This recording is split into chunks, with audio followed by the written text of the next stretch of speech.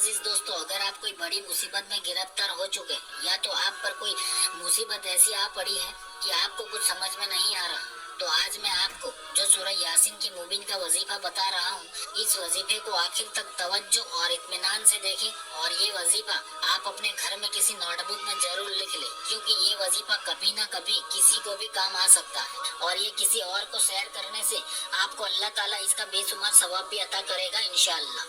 तो दुनिया का हर मोमिन ये जानता है कि सूरह यासीन शरीफ को कुरान पाक का दिल कहा जाता है और इसके बारे में बहुत सारी हदीसें भी मौजूद हैं।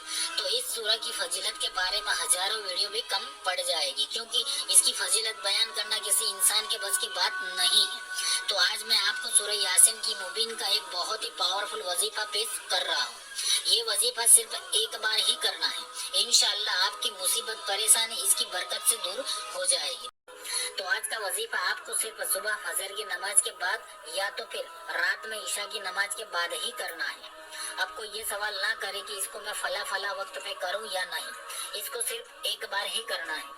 तो सबसे पहले आप 3 मरतबा दरूद इब्राहिमी पढ़ लें, फिर बिस्मिल्लाह शरीफ पढ़कर आपको सूरह यासीन शरीफ पढ़ना शुरू करना है। जब आप पहली मुबीन लफ्ज पर पहुंचे तो आपको यहाँ पे रुकना है और फिर 11 मरतबा आपको या अल्लाह या रहमान या रहीम को पढ़ना है।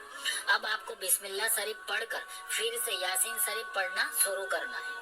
अब आपको दूसरी मुबीन पे रुकना है और फिर यहाँ पर भी आपको 11 मरतबा या अल्लाह या रहमान या रहीम को पढ़ना है। अब फिर से बिस्मिल्लाह शरीफ पढ़कर यासीन शरीफ फिर से पढ़ना शुरू करना है। अब आपको तीसरी मुबीन पे रुकना है और यहाँ पर भी आपको 11 मरतबा या अल्लाह या रहमान या रहीम को पढ़ना है। अब फिर से बिस्मिल्लाह शरीफ पढ़कर यासीन शरीफ फिर से पढ़ना शुरू करना है।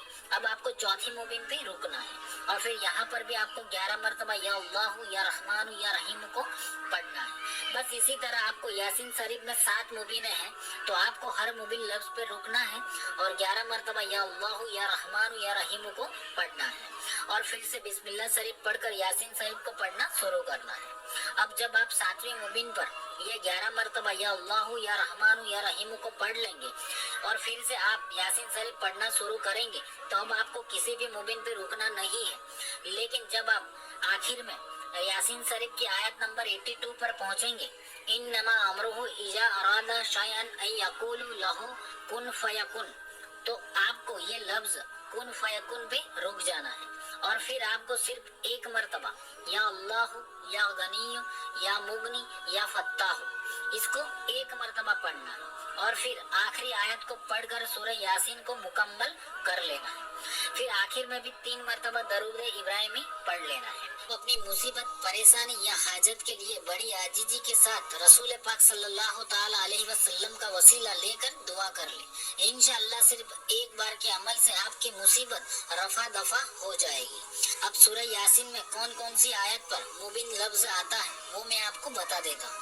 पहली मुबीन आयत नंबर 12 पर है, दूसरी मुबीन आयत नंबर 17 पर है, तीसरी मुबीन आयत नंबर 24 पर है, चौथी मुबीन आयत नंबर 47 पे है, पांचवी मुबीन आयत नंबर 60 पर है, छठी मुबीन आयत नंबर 69 पर है और सातवीं मुबीन आयत नंबर 77 पर है।